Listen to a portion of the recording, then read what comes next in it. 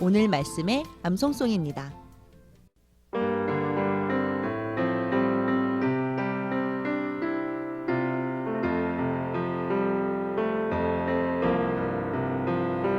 내가 너희에게 이르노니 이와 같이 죄인 한 사람이 회개하면 하늘에서는 회개할 것 없는 의인아의 아홉으로 말미암아 기뻐하는 것보다 더하리라. 누가복음 15장 7절. 아멘.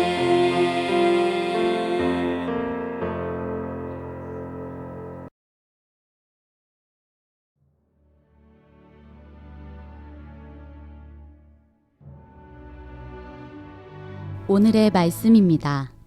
마태복음 8장 28절에서 34절까지의 말씀입니다.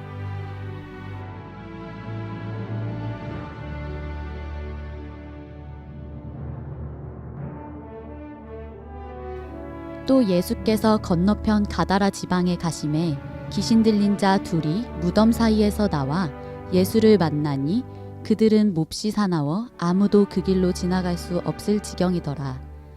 이에 그들이 소리질러 이르되 하나님의 아들이여 우리가 당신과 무슨 상관이 있나이까 때가 이르기 전에 우리를 괴롭게 하려고 여기 오셨나이까 하더니 마침 멀리서 많은 돼지떼가 먹고 있는지라. 귀신들이 예수께 간구하여 이르되 만일 우리를 쫓아내시려면 돼지떼에 들여보내주소서 하니 그들에게 가라 하시니 귀신들이 나와서 돼지에게로 들어가는지라. 온 때가 비탈로 내리달아 바다에 들어가서 물에서 몰살하거늘 치던 자들이 달아나 시내에 들어가 이 모든 일과 귀신 들린 자의 일을 고하니 온 시내가 예수를 만나려고 나가서 보고 그 지방에서 떠나시기를 간구하더라. 그 언제나 수고하고 무거운 짐진 모든 하나님의 백성들을 하나님의 품 안에 안으시는 그 놀라운 은혜 기억하고 이 자리에 함께 하나님 예배하기 위하여 모이신 여러분 모두를 주님의 이름으로 환영하고 축복합니다. 10월 한 달은 낙원교회 모든 예배는요 동일한 주제와 동일한 본문으로 설교되어집니다. 그래서 영화부로부터 장년부 예배까지 같은 본문과 같은 주제로 예배되어져요. 그러니 특별히 가정 예배를 드리지 않는 가정들도 이번 10월 한 달만큼은 가족들이 일주일에 한 번만큼은 우리 주 예수 그리스도의 은혜가 무엇인지 우리가 함께 들은 말씀을 가지고 은혜 나누시고요. 우리 아이들로 하여금 주일 예배를 어찌 드리고 있는가도 한번 점검해 보시기 바랍니다. 10월 달 우리가 드려지는 예배의 주제는 미라클 내 인생의 기적 예수이고요. 오늘은 두 번째 시간 말씀의 제목은 그 누구도 작지 않습니다 라고 하는 제목으로 저와 여러분을 향하신 그리고 오늘 이 땅과 주님의 교회를 향하신 하나님 아버지의 마음이 무엇인지 함께 차근히 따라가 보도록 하죠. 오늘 말씀에 보면 가다라 지방에 한 귀신 들린 남자가 등장합니다. 가다라 지방은 이방 지역이고요. 이방 지역에 한 귀신 들린 남자가 있었는데 다른 복음서에도 이 말씀이 동일하게 기록되어져 있는데 거기에서는 군대 귀신 들린 자라고 하는 단어가 사용되고 있고요. 헬라어 단어로는 육천이라고 하는 단어가 사용됩니다.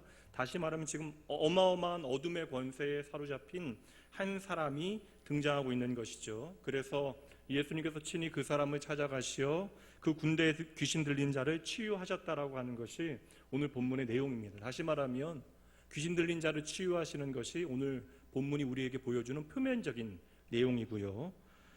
그런데 오늘 본문의 말씀을 통해서 제가 여러분과 어떠한 내용을 나누어야 할지 설교자의 고민이 있었습니다.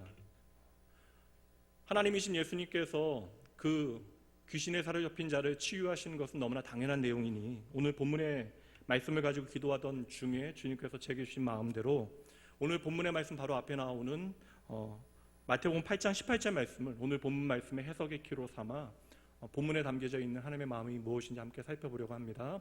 18절 말씀 여러분 함께 읽어주실까요? 함께 읽습니다.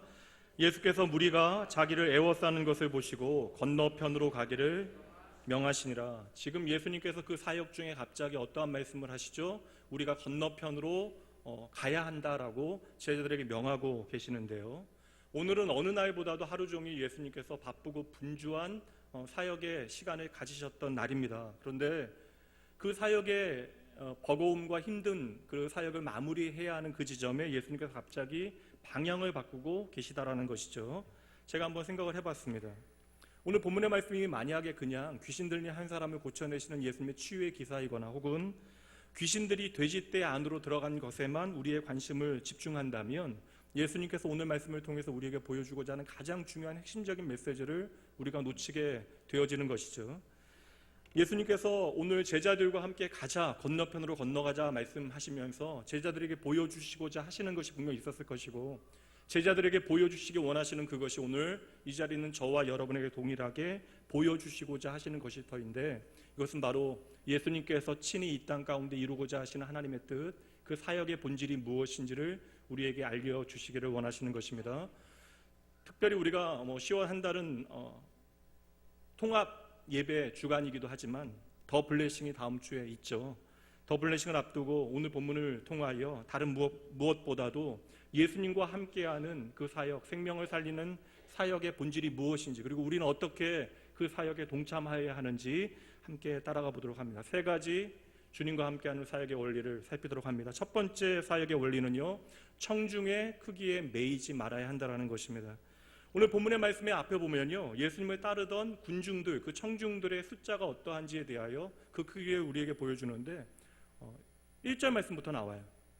제가 말씀드립니다. 그러니까 5장에서 마태복음 5장에서 7장까지 예수님께서 친히 산에 올라가셔서 여러분 잘 아시는 산상수훈 하나님의 나라의 백성들이 어떻게 이 땅에서 하나님의 나라를 살아가야 하는가에 대한 가르침을 다 마치신 후에 그 산에서 내려오실 그때에 수많은 무리들이 따랐다라고 말씀하고 있습니다. 그러니 지금 산에서부터 내려오신 예수님을 따르고 있는 자, 다시 말하면 예수님과 상대하신 청중의 크기는요, 셀 수 없이 큰 무리였다라고 하는 것이 오늘 본문의 말씀이 시작되어지고 있는 그 즈음에 말씀되어지고 있고요. 또 예수님께서 지금 제자들을 향하여 건너편으로 건너가자라고 말씀하셨는데 그때의 청중의 크기도 다시 한번 등장합니다. 다시 8장 18절 말씀 보도록 합니다. 제가 읽어드릴게요. 예수께서 무리가 자기를 애워싸는 것을 보시고 건너편으로 가기를 명하시니라. 당시에 떠오르는 납비, 인기 많으셨던 스타였던 예수님 주변에는 이렇게 수많은 사람들이, 군중들이 운집하여 있었다라는 것이죠. 그리고 우리가 마가복음의 말씀에 보면 그 당시에 예수님을 따랐던 사람들의 숫자를 어느 정도 짐작할 수 있는, 예견할 수 있는 사건 한 가지가 등장하게 되어지는데 그 사건이 바로 여러분 유명한 오병이어의 사건입니다. 그러니 그 당시에 예수님을 따르는 사람들이 적어도 수만 명의 사람들이 함께 구름대와 같이 예수님 앞에 나와 예수님을 따르고 있었다라는 것이죠. 이렇게 성경은 예수님의 사역에 대해서 우리에게 설명할 그때에 예수님과 함께하였던 청중의 크기가 얼마였는지를 먼저 말씀하시고요. 그리고 예수님께서 갑자기 그 사역 가운데 사역의 방향을 바꾸어 내시는 것이죠. 건너편으로 가자라고 이야기하시는데 예수님께서 사역의 방향을 바꾸신 그곳에는 이방 땅에 버려진 귀신 들린 한 사람이 등장하고 있다는 것입니다. 그러니까 성경에 보니까 그 한 사람을 만나시기 위해서 예수님께서는 배를 타시고 그를 만나 그를 고치시고 다시 한번 그 배를 타시고 돌아오시는 장면이 기록되어져 있는데 말씀해 보니까 또 이렇게 다시 돌아오셨을 때에 예수님을 맞이한 청중의 크기도 기록되어져 있네요. 그 말씀은 마가복음 5장 21절 말씀입니다. 예수께서 배를 타시고 다시 맞은편으로 건너가시니 뭐라고 여러분? 큰 무리가 그에게 모이거늘 이에 바닷가에 계시더니 지금 예수님께서 건너편으로 가셔서 한 사람을 만나시고 돌아오게 되셨을 그때에 바닷가에 이미 수많은 무리들이 함께 모여 있었다라고 이야기하고 있습니다. 그러니까 지금 이 편에는 예수님을 따르던 사람들이 수많은 사람들이었다라고 세 번이나 반복되어서 말씀하고 있는데 예수님께서 오늘 말씀에서 갑자기 그 사역의 방향을 바꾸셔서 저편으로 가셨을 때에는 단 한 사람만이 그곳에 있었다라고 말씀은 의도적으로 이 청중의 크기를 우리에게 보여주고 있다는 것이에요. 게다가 여러분 예수님께서 이 편에서 저편으로 건너가자라고 말씀하셨을 때에는 예수님의 몸 상태가 말이 아니었을 때 하루 종일 반복되어지는 사역으로 그 몸이 너무나 피곤하신 예수님께서는 말씀해 보니까 배의 후미, 배의 고물에 쓰러져 주무셨다라고 성경은 기록하고 있어요. 그때 여러분 잘 아시는 대로 무엇이 불어오죠? 말 그대로 미친 바람, 광풍이 불어오게 되어지고 그 배에는 어부들이 5명이나 있었음에도 불구하고 이제는 안 되겠다라고 싶었던지 삶과 죽음의 경계에서 두려워하며 예수님을 흔들어 깨우게 되어지죠. 근데 여기서 우리가 반대로 생각해 보면, 다시 말하면 예수님께서 얼마나 고단하셨으면 그렇게 풍랑이 이는 바다 한가운데서도 주무셨을까 하는 생각을 하게 되어진다는 것이죠. 이렇게 모든 조건과 환경의 어려움 가운데, 그 한계 가운데 예수님께서는 오늘 이 사건을 통하여 건너편으로 건너가서 보여주시는 그 사건을 통하여 반드시 제자들로 하여금 깨닫게 하시기를 원하는 한 가지가 있었다는 것입니다. 지금 예수님을 따르는 사람들이 수많은 사람들이에요. 그들은 환호하며 예수님의 이름을 부르고 있습니다. 그런데 그 수많은 사람들이 예수님을 따르고 있음에도 불구하고 일부러 방향을 바꾸어 예수님께서는 지금 모든 장애와 모든 한계를 뛰어넘어 사람을 만나게 되어지는데, 그때 만나게 되어지는 사람이 단 한 사람이라는 거예요. 그리고 다시 배를 타고 돌아오셨을 그때에는 이미 바닷가에는 큰 물이, 성경 표현대로 이야기한 메가톤급의 사람들이 모여 있었다라는 것입니다. 그러니 말씀드린 대로 이 편과 저 편을 왔다 가실 때 성경이 강조하고 있는 것은 가장 먼저 그 청중의 크기라는 것이에요. 물론 여러분, 귀신 들린 자를 고치신 이적, 미라클도 참으로 중요하고 멋진 장면이긴 하지만 성경은 앞으로 예수님을 대신하여 이 땅에 주의 몸된 교회를 세우고 잃어버린 영혼들을 찾게 되어질 제자들과 또한 2019년 후대를 살아가게 되어질 저와 여러분을 향하여 당신의 맡기시는 사명이 무엇인지, 그리고 우리가 어떻게 당신의 사명, 그 생명의 사명을 감당하여야 하는지를 친히 알려주시는 거예요. 그리고 우리에게 질문을 던지시는 것입니다. 왜 예수님께서는 그 밤에 사역의 방향을 바꾸시어 광풍이 있는 바다를 건너가셔야만 했습니까? 그리고 예수님께서 그 모든 한계와 장애물을 뛰어넘어 기어이 만나셨던 청중은 많은 수가 아니잖아요. 성경이 말하는 바와 같이 단 한 사람이라는 것이죠. 이 단 한 사람을 예수님께서 만나시기 위하여 예수님께서는 사역의 현장을 바꾸어 내시고 제자들과 함께 기꺼이 가시어 제자들에게 그 현장을 친히 보여주시는 것이죠. 그러니 여러분 잘 보셔야 합니다.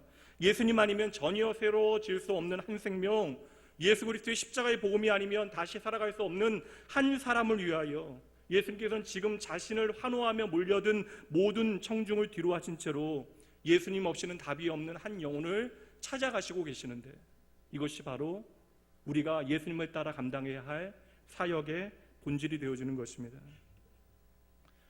저와 여러분이 생각하기에는 그래도 조금 더 많은 사람들을 대상으로 조금 더 의미 있는 일을 하기를 원할 수도 있어요. 그래서 우리는 항상 이야기합니다. 주님, 조금만 더 시간을 주십시오. 주님, 내가 조금 더 잘 나가고 조금 더 성공하고 나에게 주어지는 자원과 또한 나에게 주어지는 힘이 더 많아졌을 때에 제가 더 멋지게 하나님의 일을 감당하겠습니다. 그러다 보니까 우리가 크고 좋은 일들, 많은 사람들이 환호하는 일을 감당하게 되어질 때는 너무나 기쁘고 행복해하다가도 어느새 내가 감당하게 되어지는 일이 보잘것없게 여겨지고 그 대상이 너무나 작고 그 일이 내 마음에 들지 않게 되어지면 그 작은 것 때문에 우리가 마음이 상하게 되어지고 갈등하고 내 마음이 흔들리게 되어지는 것이죠. 그런데 그러한 마음 가운데 쉬이 지쳐있는 저와 여러분을 향하여 오늘 예수님께서 친히 보여주시는 말씀이 무엇이에요? 오늘 우리에게 맡겨진 영혼이 수많은 영혼이 아니라 단 한 영혼, 그러나 그 영혼이 예수 그리스도의 복음 없이는 바뀌어질 수 없는 그 한 영혼을 위하여 기꺼이 나를 향하여 환호하고 있는 모든 사람들을 뒤로하고 예수님 없이는 소망 없이 살아가는 그 한 영혼에게 복음을 전하는 것이 주님께서 오늘 저와 여러분에게 원하시는 사역이라고 말씀해 주시는 거예요. 그러니 여러분, 오늘 우리가 이렇게 함께 모여 하나님을 찬양하고 예배하고 우리가 함께 주 안에 교제를 나누는 일도 너무나 귀한 일이지만 여러분, 이것이 우리의 마지막 자리가 아니라는 것입니다. 오늘 제자들은 이러한 모든 삶의 과정을 통하여 예수님의 마음이 무엇인지를 하나하나 차근차근 배우게 되어져요. 그리고 이제 예수님께서 하늘로 올라가신 후에 그들의 삶의 자리에서 그 사역의 현장에서 예수님의 마음이 드러나기 시작하는데 그 모든 기록들이 성경에 기록되어져 있어요. 그리고 오늘을 저는 여러분에게 한 사람, 그 제자 누가에 대하여 설명해 드리고자 합니다. 네 권의 복음서가 신약 성경에 있죠. 마태복음은 특별히 유대인들에게 복음을 전하기 위하여 기록되어진 성경이에요. 그러니까 첫 번째 독자가 바로 유대인입니다. 그래서 마태복음의 첫 장에는 어떠한 내용이 기록되어져 있습니까? 아브라함과 다윗으로부터 족보가 기록되어지고, 아브라함과 다윗의 자손으로 이 땅에 오신 예수 그리스도가 바로 우리가 그토록 기다렸던 메시아라고 하는 사실을 유대인들에게 증명해내고 있습니다. 마가복음은요, 그 첫 번째 독자가 바로 로마에 있었던 그리스도인들이에요. 그래서 족보에 대한 내용이 중요하게 다루어지지 않죠. 그럼 여러분 질문 드립니다. 누가복음은 누가 썼을까요? 누가 썼을까요? 누가죠. 그러면 여러분 누가복음은 누가 썼는데 원래 누구에게 쓴 편지인지 알고 계십니까? 이건 모르시는 것 같아요. 말씀 처음에 보면 이 누가복음이 첫 독자가 누구였는지에 대해서 기록하고 있습니다. 누가복음 1장으로 가보도록 하시죠. 우리 중에 이루어진 사실에 대하여 처음부터 목격자와 말씀에 일꾼된 자들이 전하여 준 그대로 내력을 저술하려고 붓을 든 사람이 많은지라 그 모든 일을 근원부터 자세히 미루어 살핀 나도 데오빌로 각하에게 차례대로 써 보내는 것이 좋은 줄 알았노니 이는 각하가 알고 있는 바를 더 확실하게 하려 함이로다. 자 보세요 여러분, 누가가 기록한 복음, 누가복음의 첫 번째 청중의 크기는 얼마입니까? 데오빌로라고 하는 단 한 사람이었다라는 것이죠. 여러분 누가복음은 총 24장입니다. 그 긴 편지를 누가가 지금 단 한 사람 데오빌로를 위하여 기록하고 있다라는 것이죠. 그럼 여러분 사도행전은 누가 썼는지 아세요? 사도행전은 누가 썼습니까 여러분? 누가가 썼어요. 사도행전 1장 1절과 2절 말씀 봅니다. 데오빌로여 내가 먼저 쓴 글에는 무릇 예수께서 행하시며 가르치시기를 시작하신부터 그가 택하신 사도들에게 성령으로 명하시고 승천하신 날까지의 일을 기록하였노라. 여기서 이제 1절 말씀에서 데오빌로여 내가 먼저 쓴 글에는 에서 여기서 먼저 쓴 글은 누구예요? 어떤 글입니까? 바로 누가복음을 말하는 것이죠. 그러니 사도행전은 누가복음의 이부격이에요. 그래서 여러분 성경을 차례대로 읽는 것도 뭐 좋은 방법일 수 있지만 누가복음과 사도행전을 묶어서 읽으면 말씀을 이해하는, 그러니까 예수 그리스도의 복음이 무엇인지 그리고 그 복음이 성도와 교회의 삶을 어떻게 변화시키고 있는가를 우리가 확인할 수 있게 되어지는 것입니다. 사도행전은 누가복음은 24장, 사도행전은 28장. 그럼 합치면 계산하기는 너무 이른 아침이죠. 24장, 28장, 총 52장. 그럼 여러분 보세요. 총 52장이나 되는 복음에 대한 가르침을 누가가 지금 대단한 크기의 청중이 아니라 단 한 사람을 위하여 기록하고 있다는 것이에요. 그 한 영혼이 예수 그리스도의 복음을 제대로 알기를 원하는 간절한 마음에서 집요하게 이 말씀을 기록하고 있는 것입니다. 게다가 여러분 데오빌로가 각하라고 하는 직임이 사용된 것으로 보아 로마의 꽤 높은 위치에 있는 사람인 것처럼 보여지나 그는 유대인이 아니잖아요. 다시 말하면 이방인입니다. 유대인들에게 이방인이라고 하는 자리는 개와 짐승과 같이 여겨지는 상종 못할 존재가 바로 이방인 아닙니까? 그런데 여러분 지금 누가가 데오빌로에게 52장이나 되는 편지에 예수 그리스도의 복음에 대해 이렇게 집중하여 기록하였다라고 하는 것은 그럼 무엇을 의미하고 있는 거예요 여러분? 지금 누가는요 나의 마음을 다하여 데오빌로라고 하는 이 한 사람을 사랑한 것이죠. 공감이 안 가시죠 여러분? 연애 편지 써보셨습니까? 먼 옛날 써보셨을 거 아니에요. 저도 1992년 2월 18일 날 아내에게 첫 번째 연애 편지를 썼습니다. 지금도 남아있어요. 얼마 전에 제 딸이 그걸 읽고 막 비웃더라고요. 아빠는 왜 이렇게 오글거리게 편지를 쓰네요. 저도 제 딸의 나이 때 제 아내에게 첫 번째 편지를 보낸 거예요. 그것도 기적이네요. 근데 보세요 여러분, 그때 제가 썼던 편지를 보니까요 그렇게 애틋한 마음으로 적었는데 2장밖에 쓰지 못했어요. 보세요 여러분, 오늘 누가는 데오빌로 한 사람을 위하여, 그러니까 예수의 복음을 그에게 전하기 위하여 단 한 사람에게 52장이나 되는 편지를 기록한 것입니다. 이거 여러분 수기로 적으면 52장이 아니에요.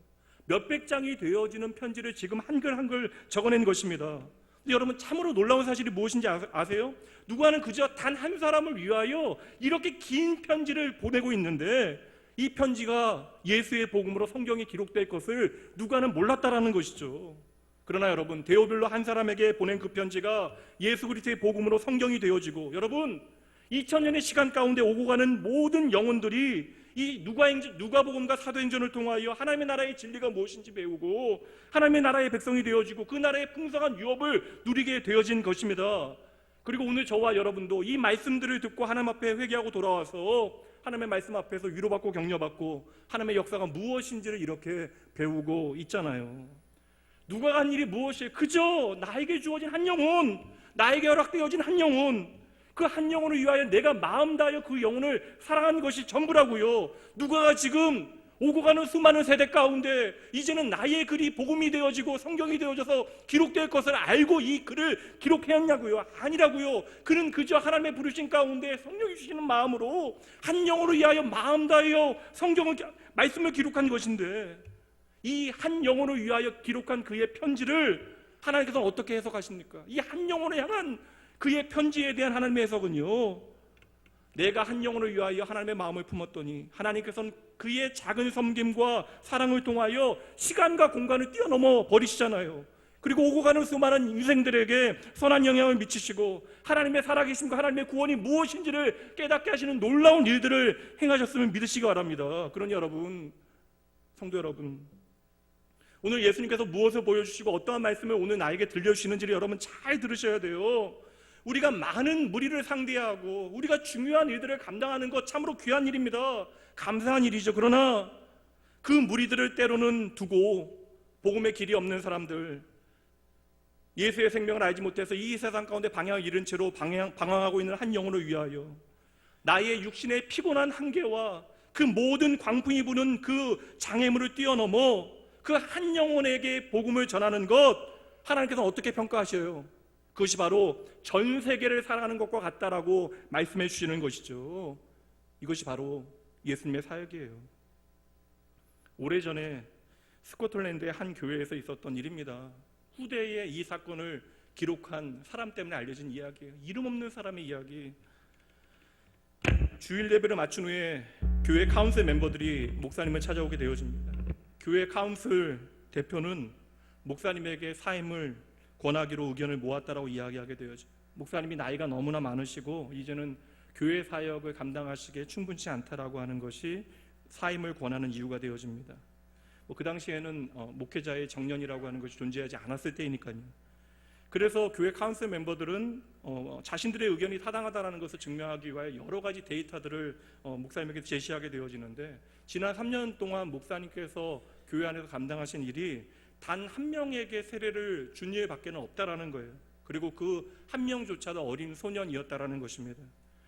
그렇게 모두가 돌아가게 되어진 후에 목사님이 상심하여 교회들을 이리저리로 거니고 있을 때 뒤에서 목사님하고 누가 부릅니다. 돌아보니 내가 3년 동안 세례를 주었던 그 한 명, 로버트라고 하는 아이예요. 목사님께서 그 아이를 보며 짐짓 밝은 얼굴로, 로버트야, 내가 너를 위해서 무엇을 좀 도와주면 좋겠니? 라고 물어보니 아이가 목사님을 향해 이렇게 말해요. 목사님, 제가 이제는 예수님의 사랑이 무엇인지 알아서 그 복음을 전하는 전도자, 선교사가 되기를 원해요. 제가 어떻게 하면 선교사가 되어질 수 있는지 알려주시고 저를 위해서 기도해 주세요. 목사님 환히 웃으며 당연히 대답하셨겠죠. 그래, 네가 참으로 기특한 생각을 했구나. 내가 너를 앞으로도 도와주고 너를 위하여 잊지 않고 기도할게. 그리고 시간이 지나가서 이 아이는 소원대로 선교사가 되어집니다. 이 소년이 바로 아프리카 선교의 문을 열게 되어진 로버트 모펫이에요. 모르시죠? 이 로버트 모펫의 사위가 바로 아프리카 선교의 아버지인 데이빗 리빙스턴입니다. 그리고 데이빗 리빙스턴이 이 모펫 선교사에게 들은 얘기를 그의 자서전에 기록해 놓은 거예요. 그 이름 없는 나이 많은 목회자는 그저 단 한 생명을 사랑했는데 그 한 생명을 통하여 아프리카가 변화되어진 것입니다. 사람은 그냥 눈에 보이는 씨앗 하나를 씨앗 하나밖에 바라보지 못해요. 그러나 하나님께서는 그 씨앗 안에 이미 무수한 열매라고 하는 가능성을 심어 놓으셨습니다. 여러분, 이것이 창조의 원리가 되어지는 거예요. 나이가 많은 목회자는 3년 동안 그저 한 명의 어린 아이에게 세례 준 것에 그치게 되어졌지만 하나님께서는 그 한 명의 소년을 들어서 아프리카를 구원케 하신 것이죠. 스코틀랜드의 이 노 목사님의 사역은 당장 보잘것 없는 것처럼 여겨지지만 하나님께서는 친히 그 한 영혼을 향한 그의 사역을 보시고 그 사역을 위대하게 만드신 것입니다. 여러분, 오늘도 마찬가지예요. 우리가 하나님을 위하여 일한다 하나 우리가 하는 것이 그렇게 뭐 얼마나 큰 일이겠습니까? 그러나 여러분, 하나님은 다 기억하신대요. 우리가 작은 것으로 하나님 앞에 심지만 하나님께서는 반드시 그 작은 것을 통하여 많은 열매를 맺게 하시겠다라고 오늘도 저와 여러분에게 약속하시는 우리의 아버지 되시면 믿으셔야 돼요. 이것이 바로 복음의 능력입니다. 예수님께서는 오늘 복음이 아니면 해결되어질 수 없는 단 한 사람, 예수 그리스도의 십자가 없이는 결코 변화되어질 수 없는 그 한 사람을 통하여 저와 여러분의 삶에 있어 진정 생명을 살리는 사랑의 원리, 그 사역의 원리가 무엇인지를 말씀해 주시는 것이에요. 여러분, 인간인지라 당연히 내가 중요한 자리에 서고 싶어하는 것은 여러분 어쩔 수 없는 일이죠. 당연히 메가톤급의 수많은 무리에게 내 마음을 빼앗기는 것도 당연한 일입니다. 그러나 여러분, 예수님께서는 그 수많은 영혼을 귀히 여기는 그 마음으로 한 영혼을 위해서도 집중하고 집착하는 것이 바로 생명을 살리는 사역이라고 오늘 우리에게 말씀해 주시는 것이에요. 예수님께서는 제자들에게 갑자기 오늘 사역의 무대를 바꾸시면 말씀하시잖아요. 오늘 네가 너와 함께하는 수많은 사람들, 너를 즐거워하고 너를 기뻐하는 사람들과 함께 있다 할지라도 오늘 복음 없이 죽어가고 있는 내가 잃어버린 죽음의 사슬에 매인 한 사람, 모든 사람들의 버림받아진 그 한 사람이 너의 목숨을 걸 만큼 소중한 사람이다 라고 말씀하시는 것이에요. 저와 여러분 그리고 낙원교회가 이 사역의 정신을 잃지 않기를, 그리하여 하나님을 기쁘시게 하고 주의 마음에 합한 우리가 되어지길 주님의 이름으로 축복합니다. 두 번째, 예수님께서 알려주시는 사역의 비밀은 이것입니다. 바로 사역은 원래 비효율적이고 때로는 많은 순간 낭비가 되어진다는 것이에요. 이 땅에서 예수님께서 메시아로 사역을 감당하실 시간은 3년 남짓한 시간입니다. 메시아로서 고작 3년이라고 하는 시간을 통해 이 땅을 구원하시고 이 땅에 하나님의 교회와 하나님의 사람들을, 모판이 되어질 그 하나님의 일꾼들을 세워내셔야 하니 여러분 얼마나 촉박한 시간입니까? 그래서 예수님께서는 밤낮 없이, 잠잘 시간도 없이 사역을 하시고, 또한 하나님과 교제를 위하여 이른 새벽과 늦은 밤에 하나님 앞에 나아가 밤새도록 기도하셨던 것이죠. 그렇게 여러분 소중한 예수님의 시간이요, 더 많은 사람들에게 생명의 말씀을 전하실 수 있는 기회가 있음에도 불구하고 그 귀중한 시간에 예수님께서는 제자들을 향하여 배를 타고 저 건너편으로 가자라고 이야기하시는 것이죠. 그럼 그곳에 더 중요한 사역이 있어야 되는데, 그렇게 가보니 거기에는 무덤에서 살아가는 한 미치광이가 있었다라는 것입니다. 그 사람은 가족도 다룰 수 없는 사람, 아나무인의 다른 사람의 말에는 전혀 귀 기울이지 않는 사람, 그리고 그가 살아가는 자리는 죽음의 자리, 무덤가입니다. 뭐 객관하고 생각하면 우리 주변에도 이런 사람 있지 않아요? 도무지 컨트롤 안 되는 사람, 자기밖에 모르는 사람, 도무지 다른 사람 말 듣지 않는 사람, 뭐 예의라고 하는 것은 눈꼽만도 없는 사람. 여러분 주변에 그런 사람 있지 않아요? 옆에 보면 안 돼요, 여러분. 이럴 때는 여러분 하나님 없는 인생이 그렇잖아요. 저와 여러분도 하나님 없이 살아갈 때 우리가 내 인생에 참된 주인이 있다라고 하는 사실 콧등으로 듣기라도 했습니까?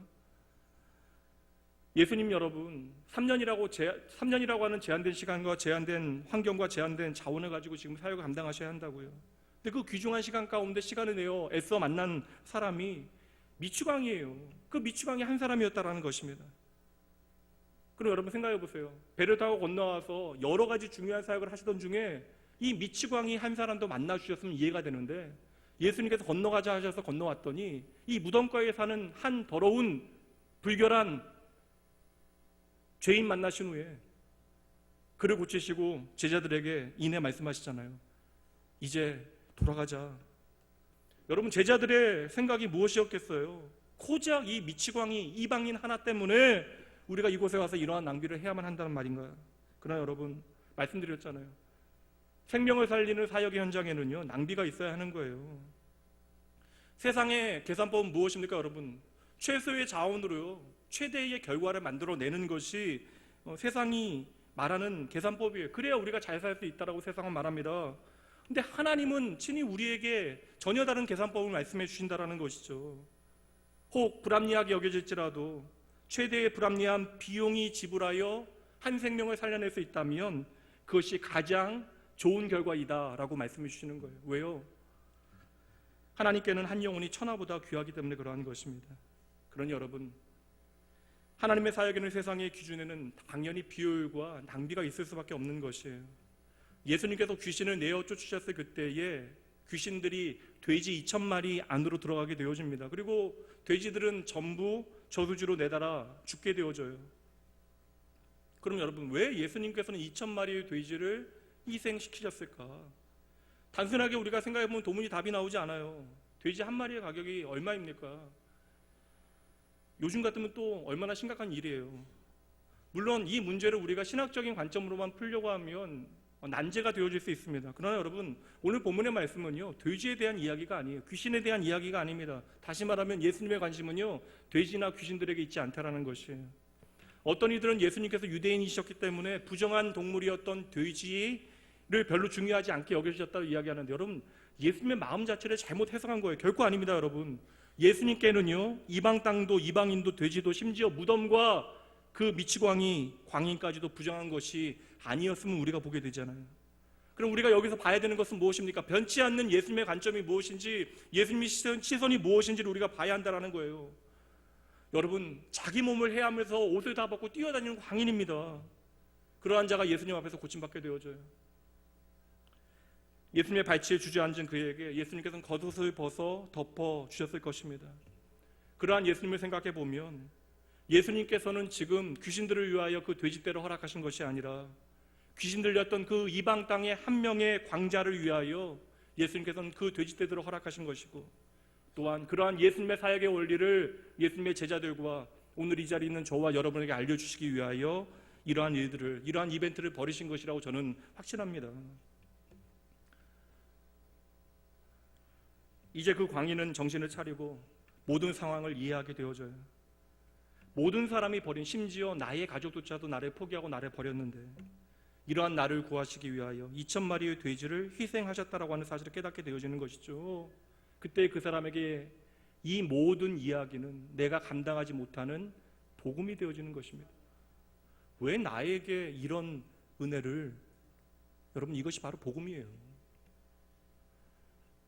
모든 사람들이 쓰레기같이 여겼던 자신의 존재가 예수님께는 수천 마리의 돼지보다도 더 중요하셨다라는 것이에요.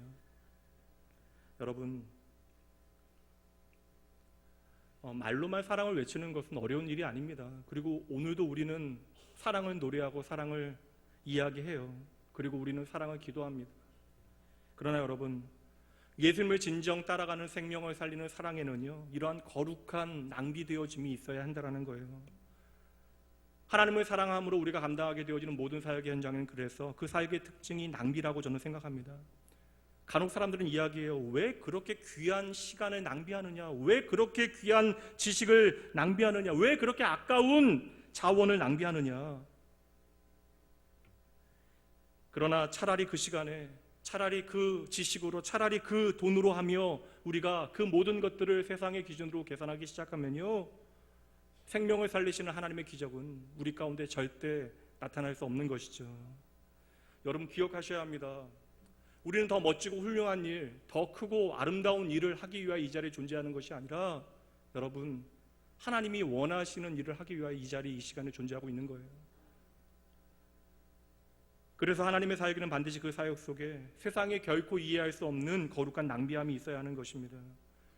여러분, 기억해 보시죠. 잃어버렸던 저와 여러분을 향한 하나님의 마음이 무엇이었습니까?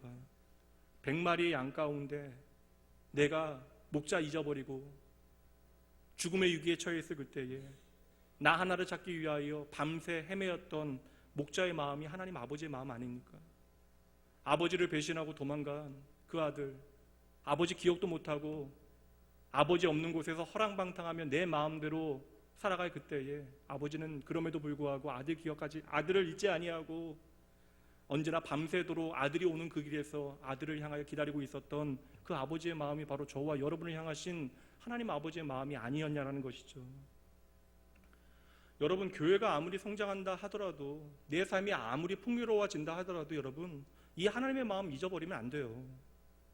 먼저 교회에 찾아와 등록하는 사람들이 생겨나고 아무리 우리 안에 아름다운 눈에 보이는 결과들이 나타난다 할지라도 여러분, 한 영혼을 향하신 하나님 아버지의 마음을 놓치게 되어지면 저와 여러분의 영혼은요, 그때로부터 메말라가는 것입니다. 계산하면 낭비처럼 보여요. 이러한 비용으로 이러한 결과밖에 만들 수 없냐라고 이야기할 수 있을 것입니다. 저는 그런 면에서요, 이번 주 토요일에 있을 더 블레싱 행복 바저에도 마찬가지라고 생각해요. 일이 잘 치루어지지 않겠습니까? 이 일에 헌신하고 수고하는 사람들이 있는데, 경험도 있는데. 그러나 여러분, 우리의 목적은 얼마나 많은 사람들이 동원되어지고 얼만큼 그 행사가 잘 치루어내는데 첫 번째 목적이 있는 것이 아닙니다. 예수 그리스도의 복음이 내가 용납하지 못하는 저 사람과 어떻게 하나 되어지게 하시는지를 확인하는 시간, 그리고 오늘도 잃어버린 한 영혼을 향한 예수님의 마음을 품고 내가 도무지 이해되지 않는 그 형편과 상황 가운데서도 예수의 마음으로 한 영혼을 섬겨보는 것, 그 사역의 현장이 그 바자의 자리가 되어져야 하는 것이죠. 여러분, 이거 놓치면요, 아무리 우리가 그 행사를 잘 치러도 우리는 하나님의 계산법에는 실패한 행사를 치르게 되어질 것입니다. 여러분, 잊지 마셔야 돼요. 한 영혼의 가치가 세상 전부의 가치입니다. 이게 하나님의 계산법이에요. 우리의 계산대로라면 말도 안 되는 예수님의 이러한 사역적인 낭비가 하나님의 계산법에서는 하늘의 뜻을 이 땅 가운데 이루는 최고의 결과가 되어진다는 거예요. 여러분, 예수님께서 생명이 주로 그 이방 땅에 오셨잖아요. 그러나 마을 사람들은 죽은 돼지만 내 눈에 들어와요. 경제적인 손실이 전부가 되어집니다. 그래서 예수님을 향하여 떠나달라고 이야기하잖아요. 그러나 여러분, 그 한 명의 광자에게는 이 모든 것은 예수님의 사랑의 증거가 되어지는 것입니다. 참으로 흥미로운 부분은요, 수많은 무리가 예수님이 행하신 일을 봤지만 진정으로 하나님의 놀라운 구원의 은혜를 경험한 사람은 바로 이 미추광이 광인 한 사람뿐이었습니다. 오늘 예수님께서는 제자들과 이 자리에 있는 저와 여러분에게 생명을 살리는 방법이 무엇인지를 친히 알려주고 계세요. 그리고 우리가 어떻게 사역을 제대로 감당할 수 있는지를 말씀해 주십니다.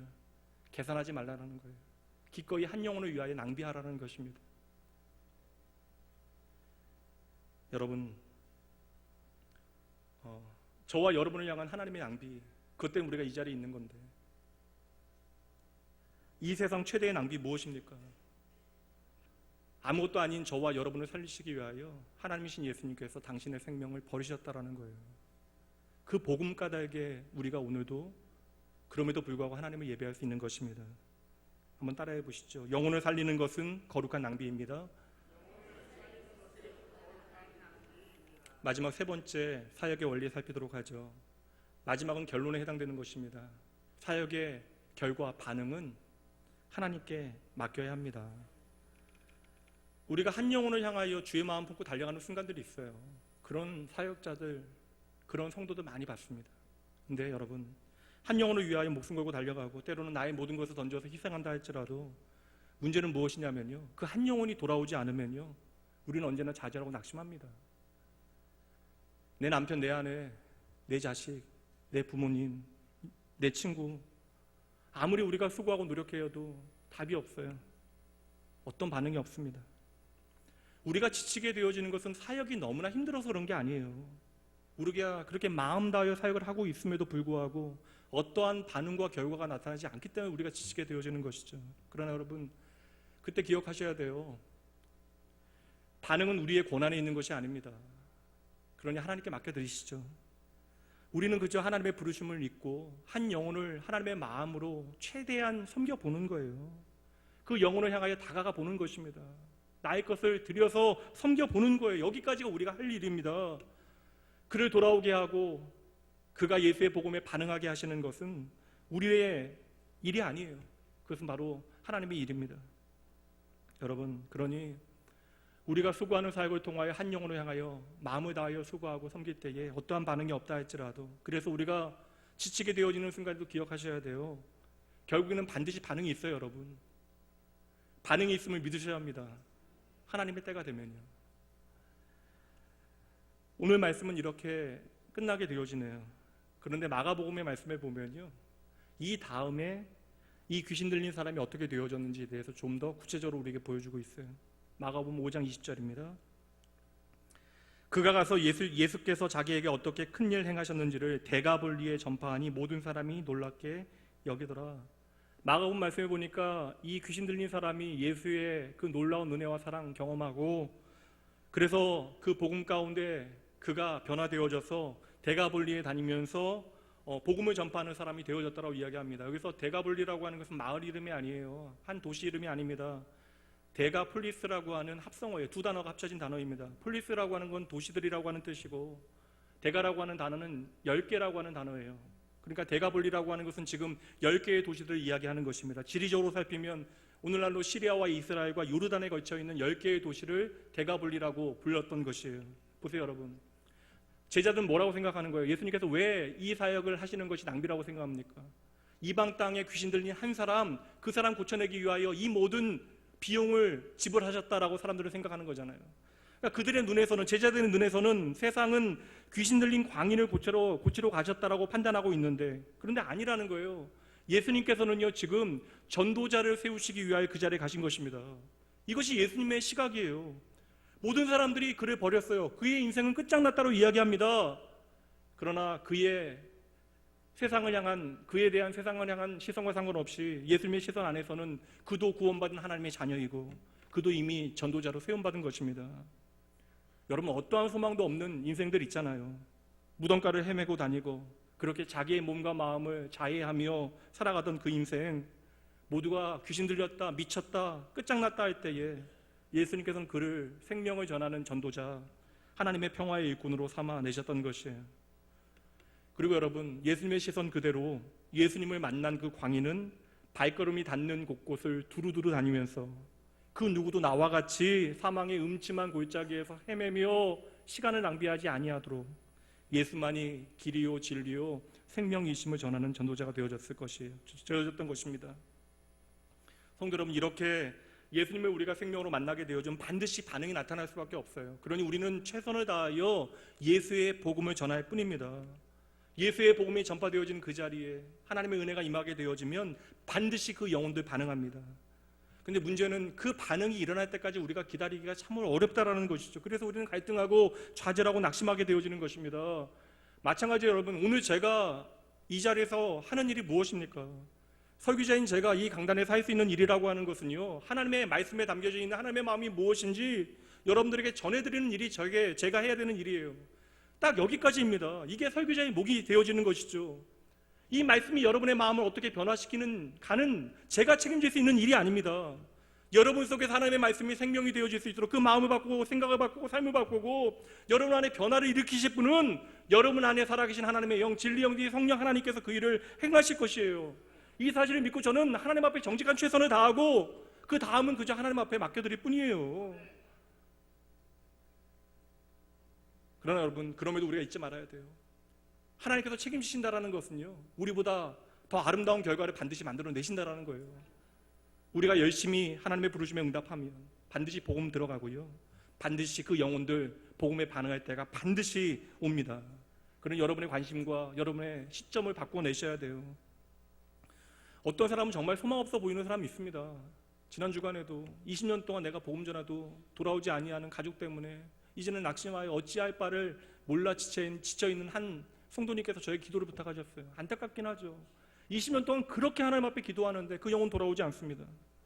내가 아무리 선대하고 양보하고 그를 위하여 수고하여도 복음에 대하여 전혀 반응이 없어요. 그 세월이 1년이고 3년이고 5년이고 10년이고 20년의 시간이 지나간 것이죠. 그러나 여러분, 오늘 우리가 복음을 전하여야 하는 그 한 사람 중에 오늘 예수님께서 만나셨던 이 이방 땅의 광인보다 더한 인생이 있습니까? 사람들의 시선에는 무덤에서 내려오지 않으면 좋은 인생, 그래서 가족들이 그를 무덤가에 메어놨다고요. 그러나 하나님께서는요, 그 사람을 어떻게 보세요? 내가 생명을 다하여 사랑하여야 하는 한 대상, 세상을 다 주고도 받을 수 있는 하나님의 사람, 하나님의 일꾼으로 바라보고 계신다라는 것이에요. 여러분, 이 하나님의 시선 놓치게 되어지면 어떤 일도 안 해야 돼요. 교사도, 성가대원도, 구역장도, 교회 안에 전도회 회장도 하지 말아야 됩니다. 우리는 이를 위해서 존재하는 사람들이 아니에요. 얼마나 아름다운 결과를 만들어내고 멋진 성과물을 만들어내기 위해서 존재하는 사람들이 아닙니다. 그렇다면 우리보다 더 똑똑한 사람들이 이 자리에 있어야죠. 더 능력 많은 사람들이 이 자리에 있어야죠. 심지어 우리의 섬김조차도 우리를 하나님의 나라의 일꾼답게 만드신 하나님의 일하심임을 우리가 기억해야 돼요. 그 안에서 하나님의 놀라운 은혜와 사랑을 발견해내셔야 합니다. 그래야 여러분의 모든 섬김이 생명의 역사를 만들어내게 되어지는 것이죠. 우리가 한 영혼에 향한 하나님의 놀라운 계획을 신뢰하지 못하면요, 우리가 바라볼 수 있는 것은 그의 과거예요. 그의 현재일 것입니다. 그럼 우리는요, 하나님께서 천하보다 귀히 여기시는 그 한 영혼이요, 우리의 마음속의 무덤가에 사슬로 메어놓을 거예요. 저 사람은 절대 안 바뀔 거야. 성도 여러분, 그러니 예수님께서 오늘도 말씀을 통하여 저와 여러분에게 분명하고 선명하게 보여주시는 거예요. 모든 사람들이 버린 그 미치광이에게도 하나님의 생명이 있다라는 거예요. 하나님의 영광이 이룰 수 있다라는 것입니다. 그러니 여러분, 절대 포기하지 마세요. 반드시 반응합니다. 그러니 여러분, 낙심하지 마세요. 오늘 하나님께서 저와 여러분에게 요구하시는 것이 무엇인지를 잘 보셔야 합니다. 하나님께서 정말 돈이 없어서 저와 여러분에게 지갑을 열라고 말씀하시는 것이겠어요? 하나님께서 지혜가 없어서 너의 지혜를 우리에게 좀 나누어 달라고 말씀하시는 것이겠습니까? 아니요, 여러분.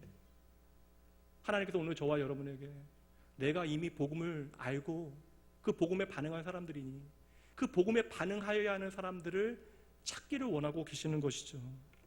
한 영혼을 귀히 여기고 주의 마음으로 찾아가 집요하게 그 영혼을 위하여 섬기되 그 영혼을 위하여 죽기까지 사랑하셨던 그 하나님의 그 복음의 부르심에 이제는 저와 여러분이 응답하셔야 한다고요. 그저 이 자리에 앉아있는 것만으로 만족하며 사시겠습니까? 내 삶의 전체를 통하여 단 한 사람도 나를 통하여 변화되어진 사람이 없다면 우리는 예수 그리스도의 그 놀라운 복음에 그 은혜에 얼마나 부끄러운 인생을 살아가게 되어지는 것입니까? 이제 오늘 말씀을 마치도록 할게요. 우리는 다 똑같은 복음을 들었다고요. 근데 왜 우리의 삶에는 하나님의 놀라운 변화의 역사가 나타나지 않습니까? 그러니 오늘 주님의 말씀 여러분 제대로 똑바로 들으셔야 돼요. 이 놀라운 미라클, 기적과도 같은 이야기를 통하여 정말 주님께서 저와 여러분에게 하시고 싶으신 말씀은 우리가 아무리 큰 일을 꿈꾸고 위대한 일을 준비한다 할지라도 하나님의 관심은 언제나 잃어버린 한 영혼에 있다는 사실을 잊지 마셔야 돼요. 여러분, 한 영혼이 보여야 우리가 감당하는 모든 일을 통하여 하나님의 생명의 역사가 나타날 수 있습니다. 복음 아니면 방법이 없는 한 영혼 때문에 내가 어떠한 손해를 각오하더라도 그 사람을 만나는 것이 여러분 생명을 살리는 사역이 되어지는 것이에요. 그러니 여러분, 오늘 나에게 맡겨진 사명이 작다라고 이야기하지 마세요. 보세요 여러분, 우리는 그저 한 영혼을 위하여 나의 최선을 다했다고요. 내가 마음을 다하여 그를 섬겼는데 그렇게 한 사람 데오빌로를 위하여 섬긴 그 일이 2000년간 오고 가는 수많은 사람들을 살리는 일이 되어졌다고요. 우리가 계산하면 여러분 이러한 결과가 나타날 수 있겠습니까? 사랑하는 성도 여러분, 예수님께서는 저편으로 가자라고 이야기하시고 풍랑이 있는 배 위에서 깊은 잠에 드셨어요. 풍랑이 있는 배에서도 잠드셨던 예수님의 마음은 이미 사람들로부터 버려져서 무덤 사이를 헤매고 있는 그 광인을 마음에 담아내셨을 것이면 이 광인이 누구예요 여러분? 오늘 저와 여러분 아닙니까? 수많은 무리와 그 거친 항해길 너머에 한 영혼을 향하신 아버지 하나님의 사랑이 있다고요. 여러분 기억하셔야 합니다. 하나님의 사랑은 어떠한 경우에도 파손하지 않아요. 풍랑 속에서도 깨지 않고 주무실 만큼 피곤한 몸을 이끄시고 그 밤에 저주받은 한 이방 땅의 광인 한 사람을 찾아가시는 예수님의 이 놀라운 사랑 이야기에 이제 여러분들께서 반응하시고 응답하셔야 할 때입니다. 주님, 내가 있습니다. 나를 사용하여 주시옵소서. 지금 그 하나님 앞에 고백하며 찬양하며 나아갑니다. 주님, 내가 여기 있사오니 여러분의 고백으로 찬양하시죠.